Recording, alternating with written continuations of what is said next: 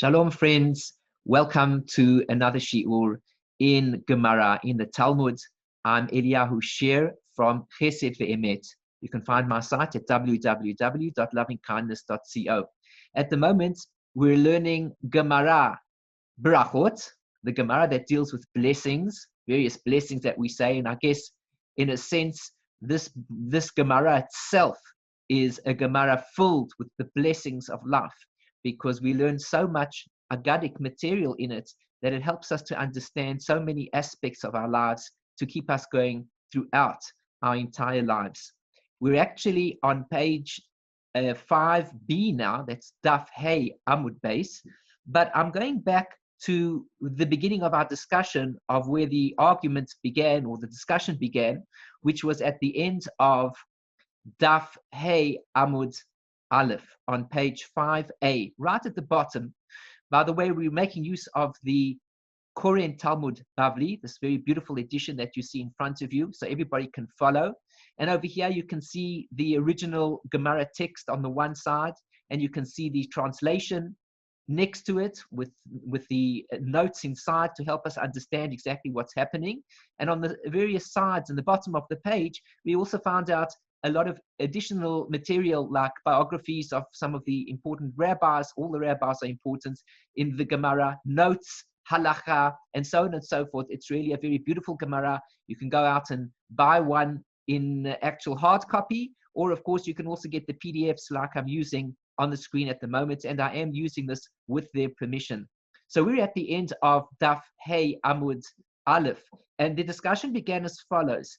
Tana Kamei de Rabbi Yochanan. There was a certain Tana that taught in front of Rabbi Yochanan, and he said, Kol ha'osek b'Torah uv'gemilos chasadim, anybody who occupies himself in the study of Torah and kind deeds, which means he's on the path of righteousness, he's doing good things in the world.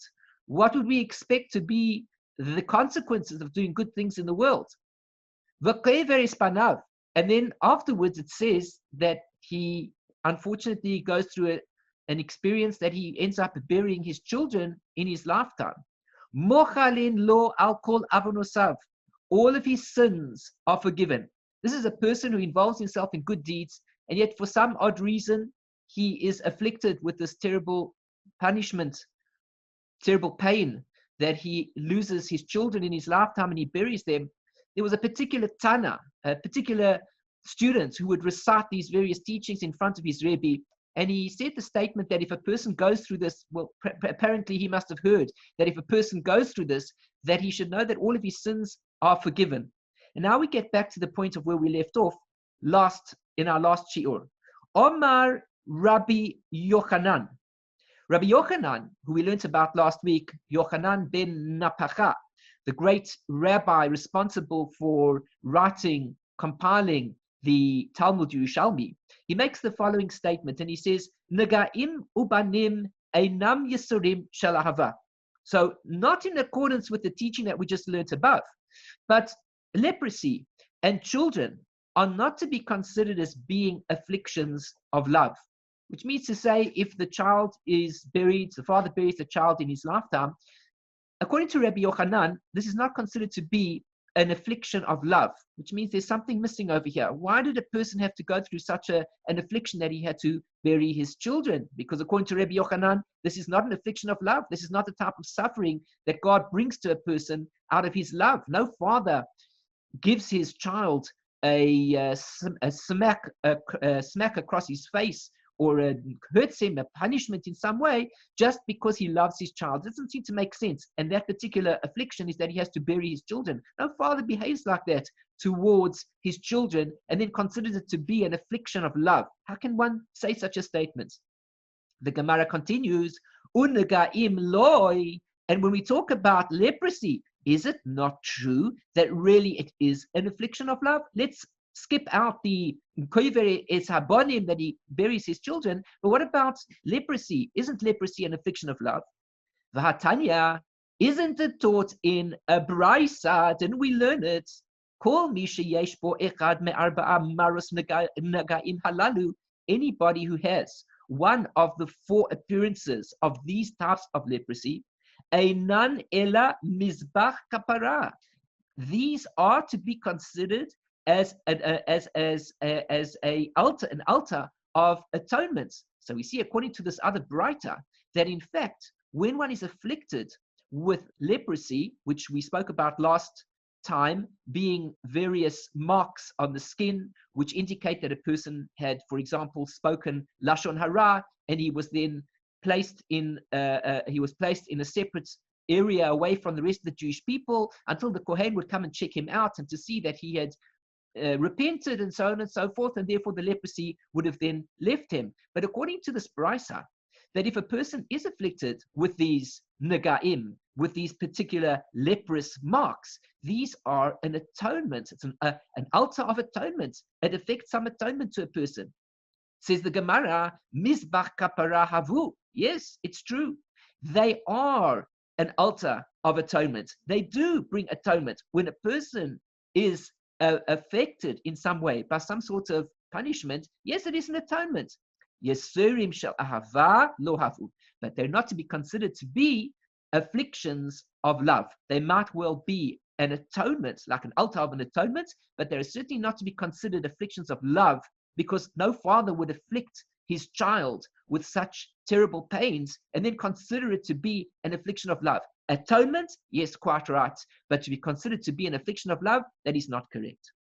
The e-bais aman, if you want to say, which means to say, I'll give you another proof or another way of understanding it. If you don't like this proof, or if there's something over here that doesn't seem to be right, I'll give you another way of understanding it. Ha lan vaha lahu. This one applies to us, and this one applies to them. Now, whenever the Gemara speaks about this language, we're just going to see it inside in the notes about this language of what does it mean exactly. Exactly what does it mean? Halan, here he doesn't say, sorry. Halan v'halahu. What does this mean? The Braita, which says that leprosy is an affliction of love, is for us in Babylonia, because outside of Eretz Yisrael, we are not as careful of the laws of ritual impurity. And one afflicted with leprosy may interact with others, mitigating his suffering. And that statement of Rabbi Yochanan, that leprosy is not an affliction of love, is for them in Eretz Yisrael, where they are exceedingly careful of the laws of ritual impurity. And the suffering of a leper is great because he is banished from society. So we see that there are two ways of understanding the idea as to why we have the two teachings. On the one hand, it could be that they are to be considered afflictions of love.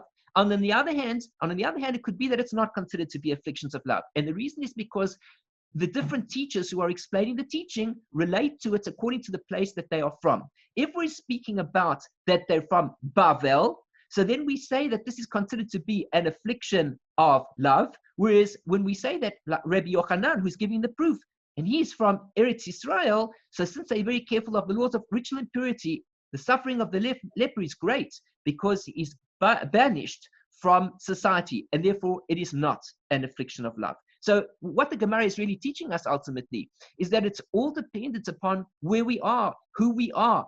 How to understand when a person goes through suffering is something impossible for us. But we must understand that it all relates to the person, and it relates to where he is, and it relates to the circumstances. And everything is different for each person. And we're not quite sure, is it really an affliction of love? Is it just an affliction that creates some sort of atonement? Nobody really knows. The point of the discussion is to realize that there aren't really any answers to know why it is that a person is afflicted in a certain way. But one thing for sure is that we can say sometimes that certainly if we are speaking to another person and we see that that person is suffering, they're going through some sort of suffering, it's important for us to understand this concept that when a person is afflicted, it does not necessarily mean that they did do something wrong in order to be deserving as a consequence for the bad that they did to this particular punishment. And so, therefore, we have to try to be more sensitive in this particular instance, as difficult as it might be for us, as much as we have to work on ourselves and not feel a certain sense of, well, perhaps the person did something wrong, that's why they're deserving of this particular affliction. Perhaps it is indeed an affliction of love. But the Gemara at this point in time was just discussing the issue of leprosy. The e-bais ema, and if you want, you can also say the following: ha betzina, ha beparhesia. This refers to when it is hidden, And this refers to when it is public. What does it mean when it's hidden or public? This refers to the way in which the affliction is felt and experienced and is in reality. Why is that? Because the one refers to a concealed leprosy that only strikes the concealed areas of one's body. But the statement of Rabbi Yochanan refers to visible leprosy that causes those who see it to distance themselves from the leper. So we therefore see that if the affliction is one in which it is hidden, that is called an affliction of love. Why? Because nobody will really know that the person is in pain. So for example, if a person is suffering inside their bodies and they have a pain, nobody else can see it, well, often that pain can be an affliction of love. Whereas when something is a pain that is visible, this certainly can't be an affliction of love, because what's happening is that people can see the pain that the person is going through. And it's a sort of an embarrassment for the person that he has to present himself to other people in a way that shows the external pain that he's suffering. Of course, if he's undergoing an internal pain, at the same time, it is a kapara, it is an atonement for something, but it could be a serim shel ahava, because in this way, most people don't really know the suffering that he's going through. Whereas when it is external, people can see the pain he's going through. It becomes more embarrassing for the person, that people should see that person in that light, that they have some sort of suffering. Why do people need to see me in a state of suffering? I should always be on guard so that people can see that I'm good and taken care of and there's nothing wrong with me. Now, here is the we come to this idea, e bais ema, the e bais ema. If you wish, say, and if you wish, say. If you want to say it this way, you can say this. And if you want to say it this way, you can say that. Now, here is the note of this expression that we see many times in the Gemara. Each of the three reasons offered in the Gemara to resolve the contradiction between the Braita describing leprosy as an altar of atonement and Rabbi Yochanan's statement that leprosy is not an affliction of love has its own particular difficulty. That is why more than one explanation is offered. With regard to the first reason, it is difficult to accept that something described as an altar of atonement would not be considered an affliction of love, given that the altar represents an offering accepted by God. The second reason offered in the Gemara, that the Braita applies to those who live in Babylonia outside Eretz Yisrael, while Rabbi Yochanan's statement applies only to those who live in Eretz Yisrael, is also difficult, as this distinction is not apparent in the statements themselves. The same problem exists with regard to the third reason, as the distinction between hidden and revealed leprosy is not apparent in the statements themselves. So at the end of the day, we have a number of different opinions as to when something is to be considered an affliction of love, when it's not to be considered an affliction of love. It's not a straightforward discussion. There's no real consensus as to understanding whether or not the leprosy is indeed to be considered an affliction of love. Now the Gemara continues. Ubanim lo, and what about children? It means somebody who has to bury their children, God forbid. Is this not considered to be an affliction of love? Meaning, Rabbi Yochanan said it's not an affliction of love. Yet the Tana that we learned about at the beginning of the Shear said that a person who buries his children, this is considered to be an affliction of love. So the Gemara asks back on Rabbi Yochanan and says, Ubanim lo, isn't it true that burying one's children is to be considered an affliction of love? God punished the person in a way through love, and he brought him to the situation of burying his children. Heichi dame, what is the case? Meaning, how do we understand it when we say that burying the children or losing one's child is to be considered an affliction of love? How does that work? Ilema, because if you want, you can say like this. There are two scenarios that can take place. One scenario is that a person had children and they died. Vaha amar Rabbi Yochanan, and didn't Rabbi Yochanan himself, the rabbi involved in saying to us that burying one's children is not to be considered an affliction of love. And yet Rabbi Yochanan himself used to walk around and he used to say the following to people. Dain garma da asira'a bir. This is the bone of my 10th son. Now Rabbi Yochanan, as we'll read in the note over here, which will say it much better than I'll say it, is as follows. Rabbi Yochanan experienced the death of 10 of his children. He had a very hard life, and he kept a small bone from his 10th child as a painful memorial. As we're going to read in the notes over here, some say that the bone was one of the teeth. We know when children lose their teeth, So very often the child puts the tooth in their slippers at night, and the fairy comes around, and I don't know what, puts some money in exchange for the tooth. Well, whatever it was, Rabbi Yochanan happened to have a tooth that belonged to his son, and he kept this small bone from his 10th child as a painful memorial, a reminder of his 10th son. It was a reminder, this was him. He would show that bone to others in order to console them. And since he showed it to them, the deaths of his children must certainly have been afflictions of love. He consoled others by displaying that there is an element of intimacy with God that exists in that suffering, says the Tosafot. So this is the story. Rabbi Yochanan, didn't Rabbi Yochanan himself say, this is the bone of my 10th son? But therefore, how could he have used that as an excuse to say that if one loses one's child, it's not a suffering of love, and yet he walked around as if he was saying it's a suffering of love? Ella, but rather, in this case, when Rabbi Yochanan said that it's not to be considered, meaning that it's not to be considered a suffering of love, but rather it's a real strong punishment. It's not really love involved here. Is the lo havu leklal, is when a person never had children at all. And this case is in a situation where he did have children and he buried them, which means, and they died in his lifetime, in other words. When he did have children and he had to bury the child, according to the Gemara, according to what Rabbi Yochanan is saying, this is called an affliction of love. But when a person didn't have children at all, that's not to be considered an affliction of love. And it was to that Rabbi Yochanan was referring. And whereas when he said that a person who doesn't have children, that's not considered afflictions of love. But we should know that if the person did have children and he had to bury them, it is an affliction of love. Why? Said Rabbi Yochanan. Because according to the Tosafot, there is an element of intimacy with God that exists in that suffering. One is somehow connecting with God on that level because he had children and he lost the child. Whereas it doesn't seem to be that the intimacy that is felt and experienced by the person who never had children is on that same level. Why then would Rabbi Yochanan have said that suffering due to children is not afflictions of love? Rather, one must conclude that when Rabbi Yochanan said that those afflictions are not afflictions of love, he was speaking with regard to one who has no children. And when one had children who died, this could very well be considered afflictions of love. Once again, the Gemara is teaching us lessons in life. Lessons in life relate to the fact that when I suffer with something that I'm going through, I must take that to heart. And I must realize that if I'm seeing the pain that I experience in any area of my life, then so too, when I confront another person, and all the more so that that person is experiencing the same thing that I'm going through, it is vital and important to me to relate to him, to sympathize with him, to empathize with him, to feel and experience what he's going through to such a degree that I can even pinpoint to him, almost in a physical fashion, the pain that I'm experiencing myself through going through that very thing.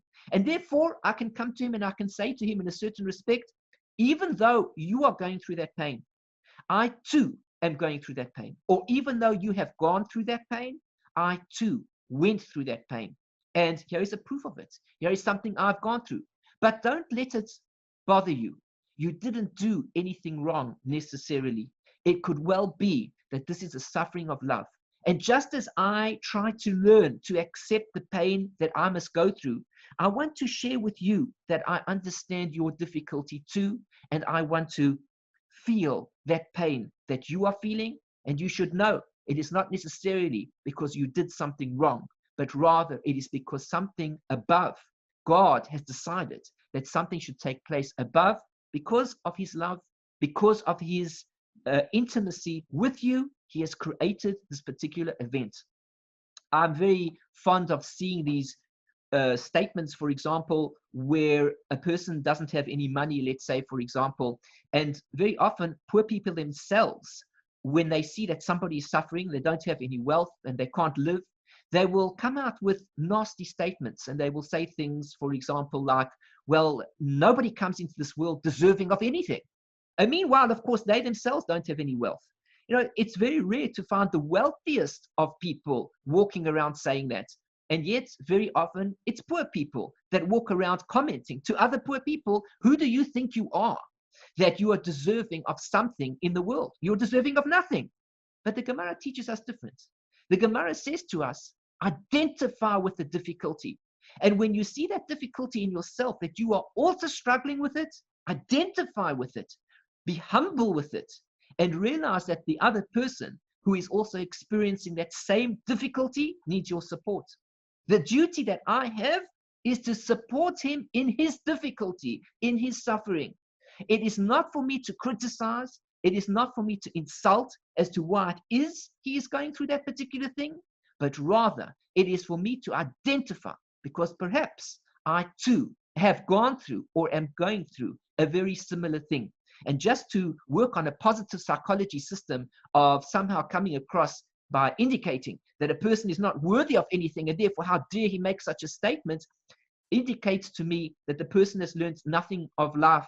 He has no sensitivity to the difficulty that somebody else is facing.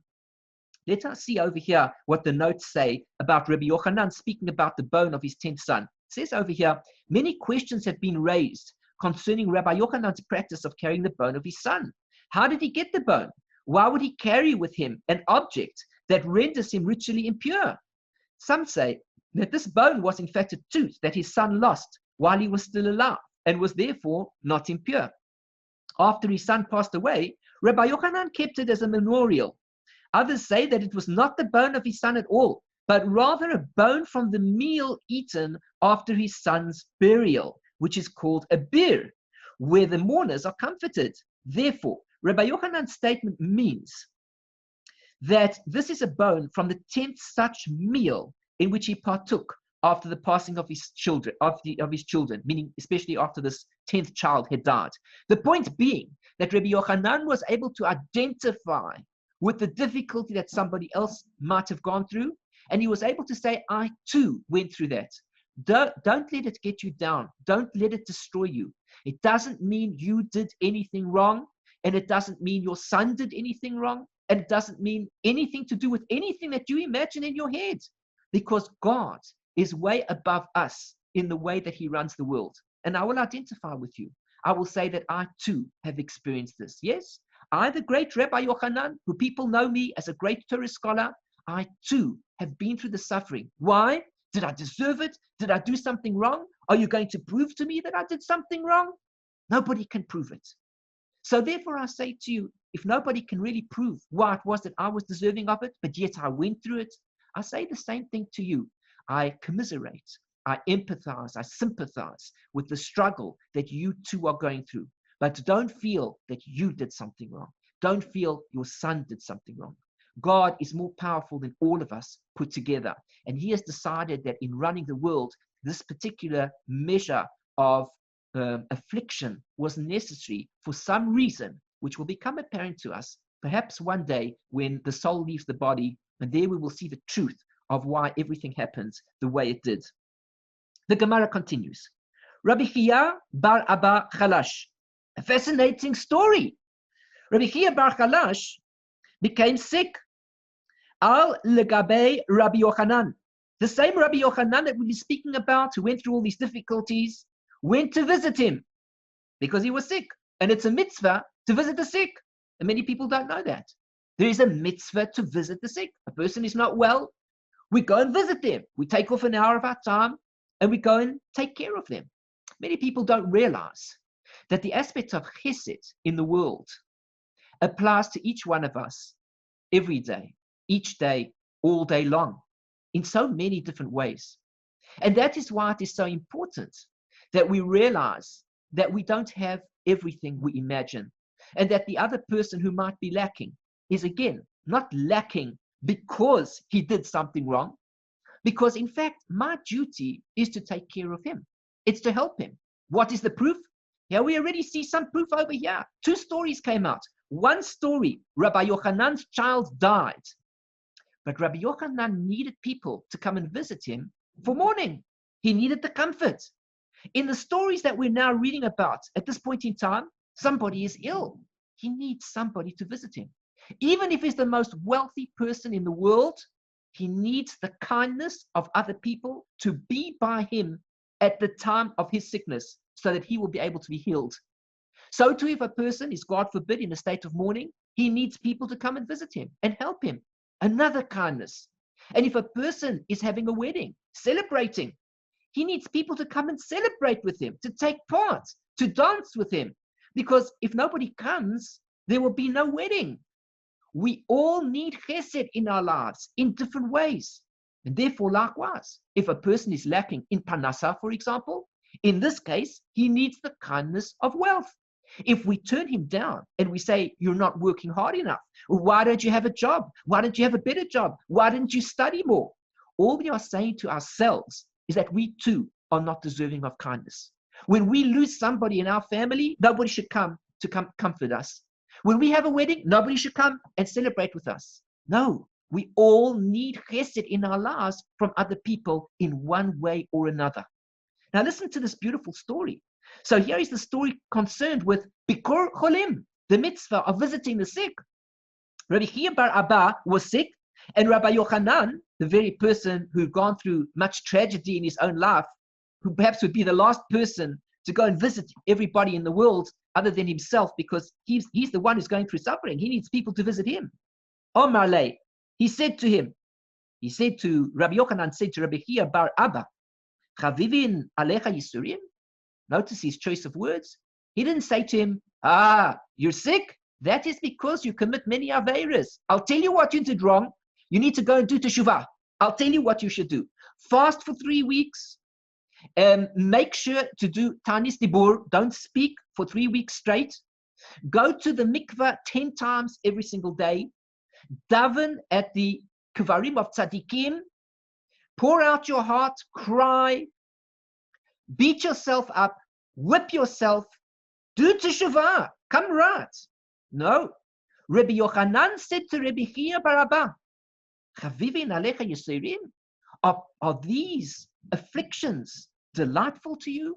Do you like these? Is this what you want? Is this what you want in your life? That you should be going through suffering, through the pain of this illness? Or Malay, he said to him, Lo hein, no, I don't like them at all. And I don't even need their reward. So Rabbi Chiya bar Abba says, what good is affliction? Is it doing me any good?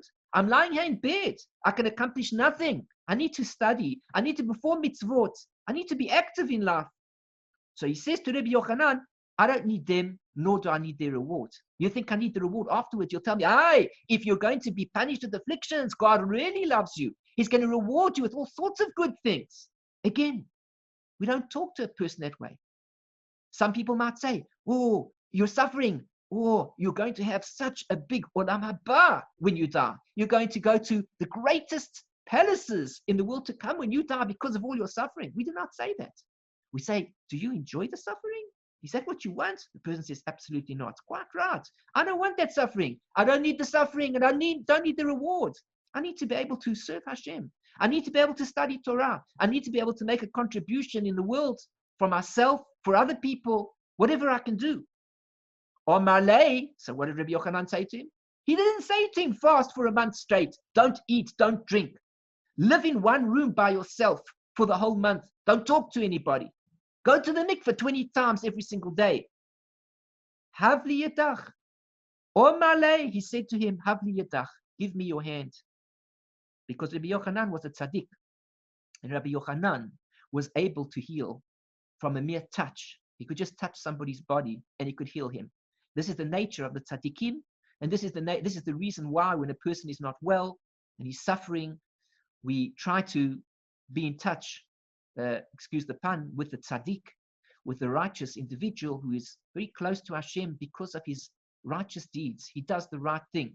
Most people are not on the level that tzaddik. He's involved in Torah study all day. He's involved in mitzvah observance. His mind is pure. He doesn't think about the type of things that most of us think about all day long. He doesn't think about all day long, what am I having for breakfast, for lunch, and for supper. He doesn't think about the holiday homes that he'll be purchasing in the near future, or the 3 or 4 sports cars that will be in his garage. He doesn't think about all these things all the time that he needs. Holidays, all sorts of goodies. Rather than the tzaddik is focused on his service of Hashem, cleaving to Hashem. And because of that, he merits a certain level of kedusha, of holiness. that gives to him the ability that when he gives a bracha, the bracha takes hold, has an effect, and can change things in another person's life for the good in a split second. So Rabbi Yochanan says to Rabbi Chiya bar Abba, give me your hand. Yehav le yedei. He gave him his hand, v'okmei, and he lifted him up. He healed him. Just like that. He said to him, are you enjoying these afflictions? Is this what you want? You want to feel the pains of life and the difficulties involved? He said, no, Rabbi Yochanan, I just want to serve Hashem. I want to do good. And all of this is preventing me from the path of goodness, study of Torah, fulfillment of mitzvot. I can't take it. Rabbi Yochanan says, give me your hand. He gives him his hand and he heals him. No excuses, no shame, no insult. What does the tzaddik do? What is the lesson for us? That is what we're supposed to do. Give me your hand. Let me help you. How can I help you? Rabbi Yochanan Chalash. Now the Gemara turns to another fascinating story. It was not Rabbi Chiya bar Abba that got sick and Rabbi Yochanan came to heal him. But listen to this fascinating story. Rabbi Yochanan Chalash. Rabbi Yochanan himself got sick. Rabbi Chanina came to him, came to visit him. Listen to the words of the other tzaddik, Rabbi Chanina. He was also a tzaddik. What do you think he said to him? Aye, you're sick. It's a sure sign. Oh, and you lost 10 children. Oh, this is a sure sign that God, he has it for you. He has it for you. You've had it. What have you been up to in your life? You've been doing some bad things. God is punishing you. It's best to do some serious teshuvah. It's time to fast. It's time to wear ragged clothing and walk around with a sack around you so that you look like you're doing teshuvah. Cry. Do the most terrible things to yourself so that you can appreciate what it means to do teshuvah. No, Rabbi Chanina didn't say that to Rabbi Yochanan. Indeed, what does he say to him? The very same words that Rabbi Yochanan said to Rabbi Chiya bar Abba. Chavivin alecha yisurim? Are these afflictions nice for you? You like it? You like to have this pain upon yourself? Omalei, Rabbi Yochanan said to him, Lohein velo secharan. I don't need them, nor do I need their rewards. I don't need pain in my life. I need to be able to serve Hashem, because that's what God wants from me. He wants me to study Torah, to fulfill the mitzvahs, to be a good person, to make an impact and to help everything in all of the world, to make the world a dwelling place for God. That's my duty. If I'm going to be afflicted with pain, I'll be lying in my bed all day until I'm 90 years old, 120 years old. There I'll be in my bed, lying, sleeping my life away, doing nothing. Because my whole life, since I was born, I was afflicted with all of these pains and afflictions. And I couldn't get on with my life. Is that what life is about? No, life is about serving Hashem. So Rabbi Yochanan says to Rabbi Chanina, thanks very much for coming to visit me, but I must tell you, I don't want these pains, nor do I want their rewards. So if God wants to reward me for the pain, I tell him, do you think I need the reward? I don't want the pain, I don't want the reward. Or Malay, guess what Rabbi Chanina said back to Rabbi Yochanan? He says the same thing. Havli yadach, I'm a tzaddik. He says, give me your hands. What's his plan? Yehav le yedei v'okmei. He gave him his hand and he stood him up. He lifted him up because he was a tzaddik. When the tzaddik goes there, Hashem mekayem. When the tzaddik decrees, Hashem fulfills. The tzaddik who is close to Hashem, he's filled with kedusha, serves Hashem all day long. He's a merkava, he's a chariot for God. His mouth is a chariot for God. And so therefore, the moment his mouth utters words, the words are fulfilled. The moment his soul connects with the soul of another, he is able to make a change, just like electricity that can flow from one body to the other, and the power moves from one person to the other of electricity. So too does the power of the tzaddik move from one person to the next. So Rabbi Chanina says to Rabbi Yochanan, give me your hand. He gives him his hand, he lifts him up. We've got a problem with the story. Amai, why did that happen? Why is it that Rabbi Chanina had to ask for Rabbi Yochanan's hand so that he could heal him? Says the Gemara, Lokim Rabbi Yochanan nafshay. Why didn't Rabbi Yochanan get up himself? Why didn't he heal himself? Rabbi Yochanan in the previous story we just saw healed Rabbi Chiya bar Abba. So we learn from this that Rabbi Yochanan had a tremendous power that he could bring healing to a person by simply touching him. So therefore, when Rabbi Yochanan was sick, how is that Rabbi Yochanan didn't cure himself? Now, this is a very interesting story. You'll notice that many times in life, the same thing happens to people. And for example, a person is in a situation, let's say he's a poor person, and he's got all the advice, which is really good advice for somebody else who needs to earn income. And people turn around to him and they say to him, but you don't have income for yourself. How can you tell other people what the right thing is to do when you yourself don't have income? Improve yourself first and then afterwards criticize and tell them how they can make income. The same thing applies here with Torah study. Somebody will say to a Torah scholar, but you're not much of a Torah scholar yourself. You're in a position that you don't seem to be much for me. And here you are telling me what I should do. Who are you? You yourself have these various problems, and so on and so forth. Rabbi Yochanan, he healed Rabbi Chiya bar Abba. But when Rabbi Yochanan was sick, for some odd reason, he couldn't heal himself. He couldn't attend to himself. Answers the Gemara, a very powerful teaching. Omri, they say, Ein chavush matir atzmo mibeit ha'asurim. Because a prisoner cannot free himself from a prison. When a prisoner is in prison, he cannot free himself.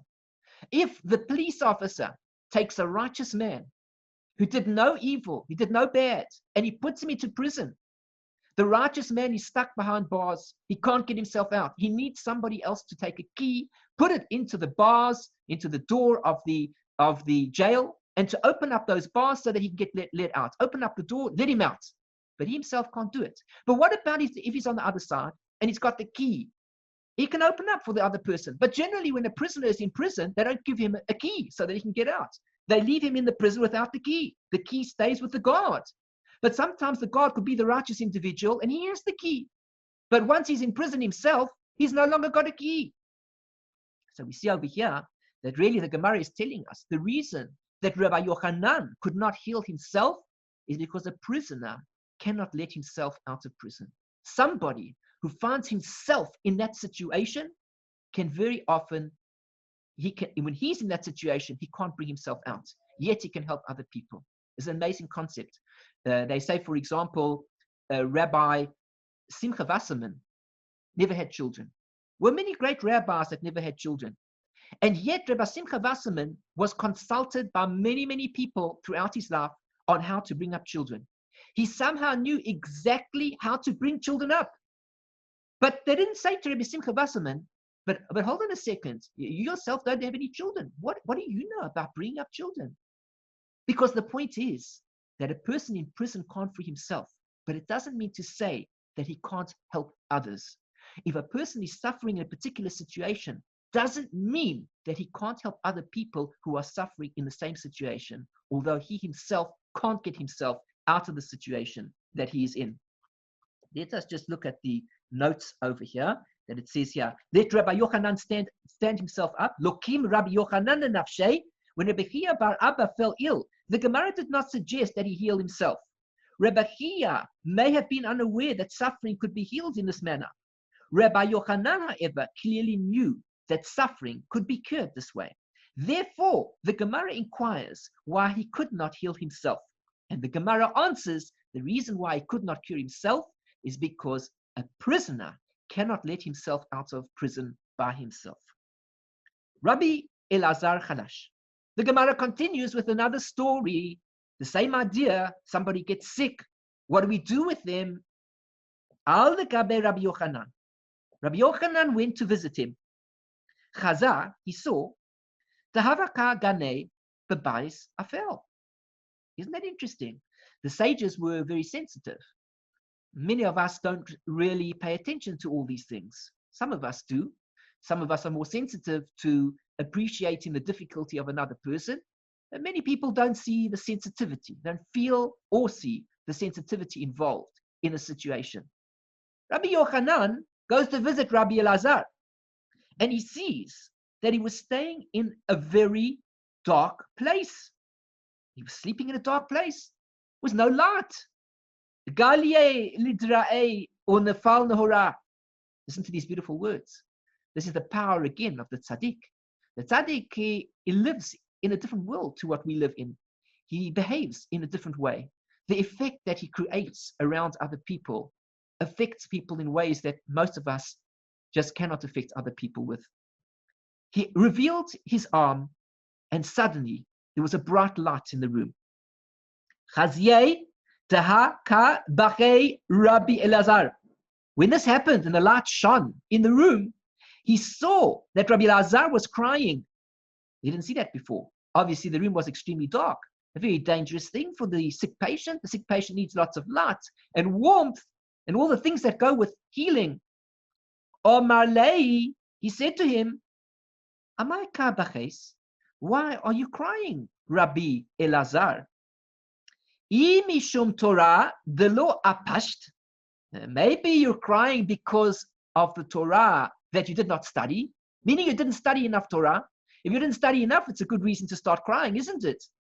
He's ill, perhaps he's going to die, and he realizes he didn't complete the whole of Shas and Poskim, didn't complete all the Sodot HaTorah, didn't go to the Zohar, didn't go to the Kitvei Ari.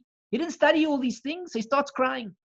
Shaninu, of course, none of those things really existed at this point in time, but still, we're just using it as the language of today. So he said, Shaninu, we learned. Echad, if you're worried about the Torah you didn't study, we learned. Echad hamarbe, the echad hamamit. Whether a person does a lot or whether a person does a little, meaning whether a person studies a lot of Torah or whether a person studies only a little Torah. But the main thing is, ubilvad sheyikaven libo l'shamayim. He intends his heart to heaven. Never mind that a person was successful in covering the whole of Shas. He learned the whole Talmud. 63 tractates, 37 tractates with the Gemara, the rest of them with the Mishnayot. He studied all of the commentaries, Rashi, Tosafot. And the poor fellow still can't get on with his relations with other people in behaving correctly. He still hates everybody. He didn't get through anything, basically. As the expression goes, Shas. How many times did you go through Shas? Like people say, how many times did you go through Shas? Have you been keeping up with the Daf Yomi? How many times did you do it? 3 times, 4 times. But the question is not, how many times did you go through Shas? The question is, how many times did Shas go through you? Or I remember teaching in a similar way, that Rabbi Daniel Frisch, the author of the Matok Midvash Zohar, used to say to people, would say, so you've, how many times have you read Shas? How many times have you gone through Shas? The person would say 3 or 4, 5 times. And he'd say to them, and what did Shas teach you? What did the Gemara teach you? Not how many times did you learn it, but what did it teach you? What's the difference? That's what counts. So over here, the Gemara is teaching us a very insightful teaching. It's not a question of whether we completed Shas. We went through it 2 times, 3 times, 4 times. We read all the Hebrew words, the Aramaic words, the Rashi, the Tosafot. We went to the Shulchan Aruch, all the Noisei Kolim, the Shach and the Taz. We knew it off by heart, backwards and forwards. And the other fellow, poor fellow, Nebach, he went through the Tanakh and he tried to get through a Masechet of Shas. That's all he was able to achieve in his life. He put his tefillin on every morning, Baruch Hashem. He kept Shabbos, he kept kosher, he kept the laws of family purity as best as he knew. He'd studied as much as he could. But he wasn't much of a scholar. He wasn't really able to work through everything. So what does the Gemara say? The most important thing is whatever you're doing, whatever we're doing, the intention has to be towards heaven. I am studying this Torah not so that I can tell people I finished learning Gemara Berachot in great detail. I'm studying this Gemara in order to learn how to improve myself as a human being. And if it be that after 70, 80, 90 years, all I attained, God forbid that I should only attain 1 Gemara, but let's say that's all I attained, I only managed to get through 1 Gemara after all that. But if my intention was to heaven, I desire that I'm doing this for the sake of God, so that I will improve myself, I will do what is right. That is my intention in life. That is what counts the most. So he says to Rabbi Eleazar, don't be sad if you didn't cover all the Torah you wanted to learn, because it's not quantity of Torah, but rather it's the quality of Torah. Then he continued, V'im mishum mezonei, here's a big one, perhaps you're crying because of food, which means to say you're crying because you don't have much in your life. Poor fellow, he's sick, he's lying in a dark room, there's no light even. Where's the window? This is how he lives. Poor fellow never had a house. He never had transport. stuck where he was. He never had anything physical. He just lived his life studying Torah. He never had anything good. Lo kol adam zocheh lishtei shulchanot. Rabbi Yochanan says to him, unfortunately, not every person merits 2 tables. Meaning what? Not every person merits that he gets the goodnesses of the physical world and the goodnesses of the spiritual world. Which means to say that sometimes a person comes into this world and he has it rough. Nothing goes his way. Again, from all the Gemaras that we've learned by now, we should be able to identify with this. It's not a case that the person did something wrong. It's because this is what God wants it to be. So he says to him, don't worry. The beautiful feeling that Rabbi Yochanan is teaching us is saying, don't worry. The sensitivity, the empathy, the sympathy, don't worry about it. You didn't do anything wrong. Sometimes it is that a person doesn't merit 2 tables. He doesn't merit all the good things in this world and the good things in the world to come. God will reward him at that point in time. In the meantime, I don't need to even discuss it. At this point in time, what counts is to know, don't cry if you feel you've lost out on physical things, because sometimes God doesn't bless everybody with all the physical delights of this world. Continues Rabbi Yochanan to Rabbi Eleazar. He says, V'im bishum b'nei, and if it is because of children, which means to say, perhaps you had children that died. What do you think Rabbi Yochanan is about to say to him? Dain galma dasira abir. This is the bone of my 10th son. This is the tooth of my 10th son. Or this is the bone of the meat from the meal that was had at the time of the morning when people came to visit me. This is a bone from that meal. And I carry it around to remind me of the morning that I went through. In other words, he was comforting him because that's what counts. He was telling him, I see your pain. I understand the difficulty you're going through. Do not be upset if you feel you didn't study Torah as much as you wanted to, because what counts is your quality of Torah, not your quantity. Do not be upset about not having acquired the delights of the physical world, because sometimes not all of us get both worlds. Why? I don't know, says Rabbi Yochanan. He just wants to comfort him. He wants him to know he didn't do anything wrong. He's on his side. And number 3, he says, if it was because you lost a child or 2 children, God forbid, I want you to know something. I know exactly what that's like. Here is the bone that belonged, or the tooth that belonged to my 10th son. I too have experienced that. It doesn't mean you're a bad person. It doesn't mean you did anything wrong. It really means that this is what God had decreed for reasons known only to God. Omar Lei, Rabbi Eleazar said back to Rabbi Yochanan, Lahai Shufra. You know what I'm crying for? For this beauty, Devale Bafra. The beauty that is going to decompose in the dust. Ka Bachena. That's why I'm crying. What is he referring to? He's referring to the beauty of Rabbi Yochanan. But there's an interesting point that we can say over here. He's talking about 2 different things. One thing is that Rabbi Yochanan was a very good-looking man. So he was saying, look at this beauty in front of me that will one day be lost. And I guess you could cry about it. You know, a person is beautiful, and that's what he is today. But, you know, in time, once he's buried, the body doesn't last like that. Of course, for the tzaddikim, practically speaking, as we know that there are many, many great stories told that the tzaddikim don't decay in the ground, and therefore the beauty remains. So we can for sure say that perhaps what his statement is not necessarily that, because the beauty of the physicality might still remain, in fact, based upon this idea that the tzaddik, like Moshe Rabbeinu, as we see in the Torah, that he did not decay. If you read the end verses of the Torah, it says that his body remained in the same state. It did not decay inside the ground. So too with all tzaddikim, they do not decay. But he's saying to him, I'm disappointed. I'm sad about the beauty. He's going to tell him that's okay. He's going to say to him, but listen to this idea also. Beauty is something that doesn't stay all the time.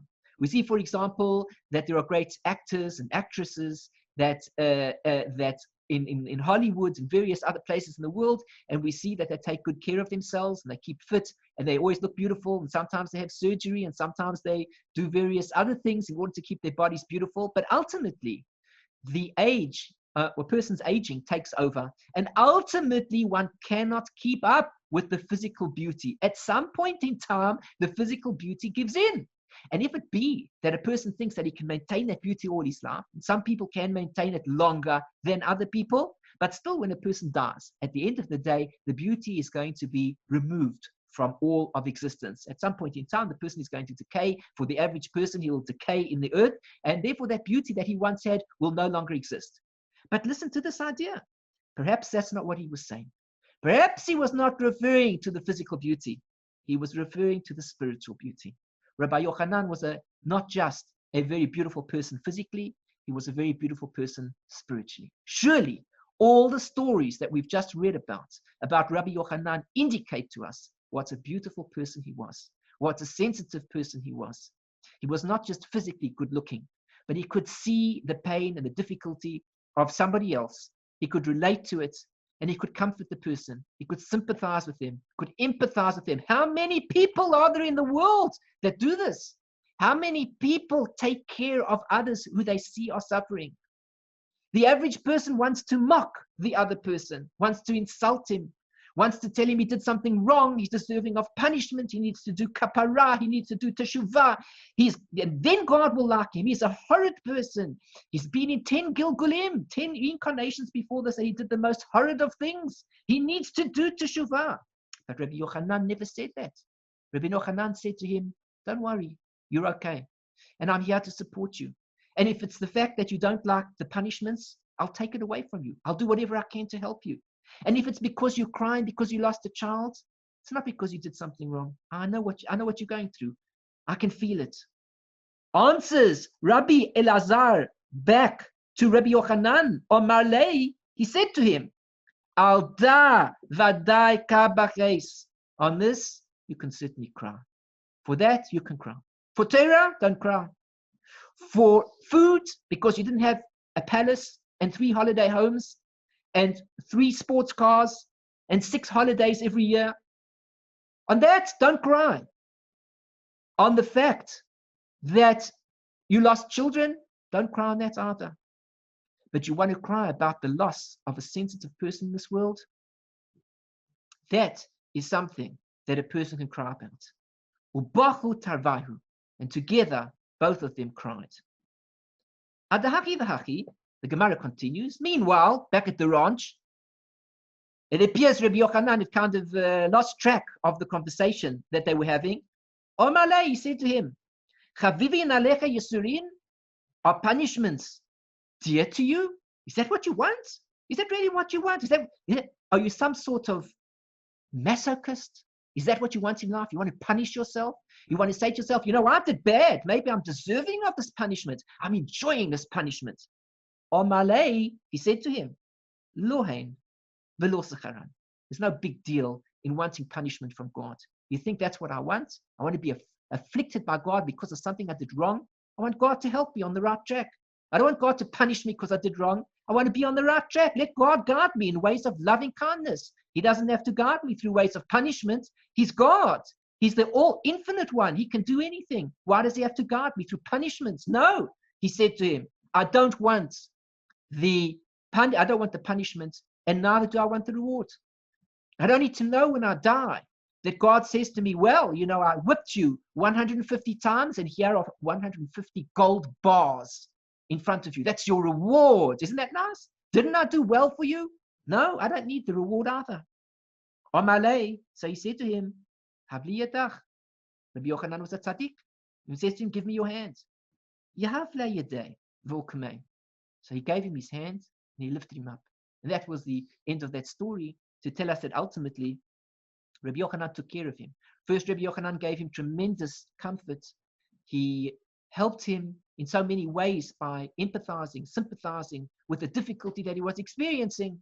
And then in addition to that, he didn't leave him in that state, but rather he healed him and he took care of him and said, ultimately, you shouldn't have any pain. You shouldn't have any punishment. You're not deserving of any of it. You did nothing wrong. Nobody did. Until anybody knows exactly what it is that the person did wrong, why he's deserving of a particular thing, we must assume nobody did anything wrong.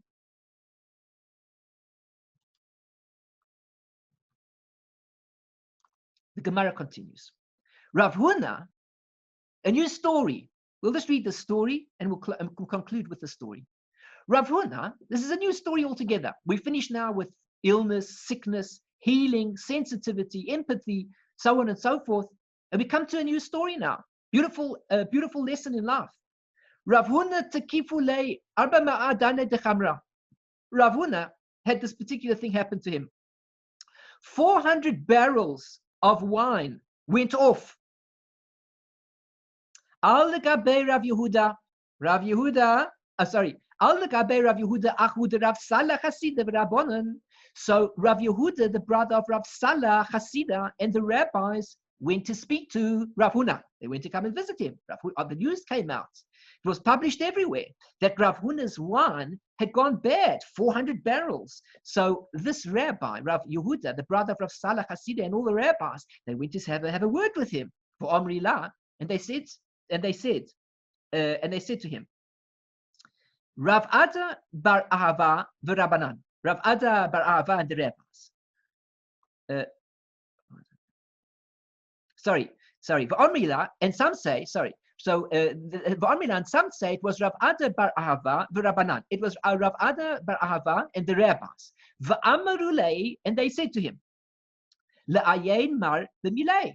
Let the master look at what he's up to, which means to say, pay attention to what you've been doing in life. Now listen to this beautiful idea.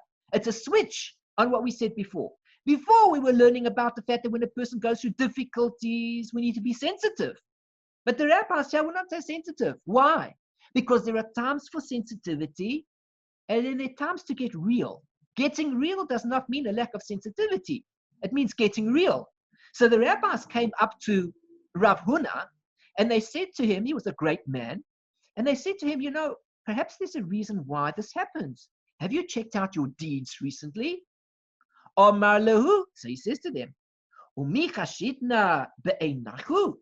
Am I to be suspicious in your eyes? You really think I did something wrong? That's not fair. We've just been learning about judging people favorably and sympathizing with them, etc. And here you come along and you accuse me of something. Amarulei, all the rabbis said, not just one rabbi or two rabbis. It was clear. Mi chashid kutshe brichu. The rabbi said to him, would the Holy One, blessed be He, be suspicious and to da'avid dina below dina in order to do retribution without having done something wrong? Which means to say, could it be that Hashem punished you with the loss of 400 barrels of wine and you didn't do anything wrong? Well, they were just asking the question. They weren't blaming him or anything. They were just saying to him merely, could it be that something in your life that you did recently could have caused that this happens? Obviously, when something happens in our lives, we need to look at the things that we're doing on our own personal levels and to examine, is there something I might have done wrong to deserve this particular thing? Of course, if I'm sick and somebody comes to visit me, his duty is to sympathize with me, to heal me, to help me. But then there's another aspect of it, and that is also important, and that is to examine one's own deeds and say, if this particular thing has happened to me, is it possible that I might have done something wrong? We're going to leave the question at this point in time over here, at this point in time, the end of the Shear, and we're going to find out what Rav Huna answers the rabbis in our next Shear to understand more of what really did happen. Apparently, the rabbis knew well that something was amiss. They weren't coming there just to insult him and to accuse him, but they realized with their sensitivity that something was amiss, and they were going to help him to sort the matter out so that ultimately he would be successful, which is another aspect of our sensitivity to a person. That when we do something right, when we are rebuking in the right way, I must be careful in saying those words. Only when a person knows how to do it correctly.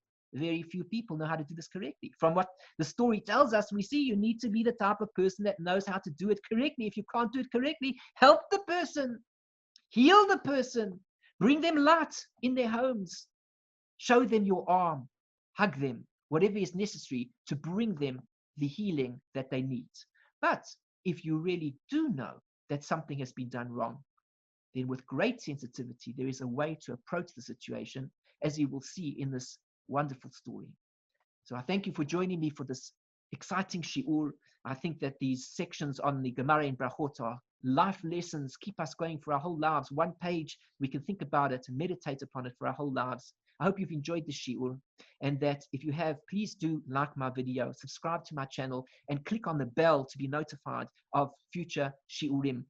Please check out my site at Chesed Ve'emet, www.lovingkindness.co, and become a member of the activities that we're involved in. Support us in whatever way you can. Become a partner and see what we're up to, and become a part of the activities that we're involved in. In the meantime, I'm Eliyahu Shear from www.lovingkindness.co. I wish you everything of the best. I look forward to another shiur with you. Please be in touch with me, and I would be delighted to be in touch with you. Wishing you all the best. Shalom, shalom. Bye-bye.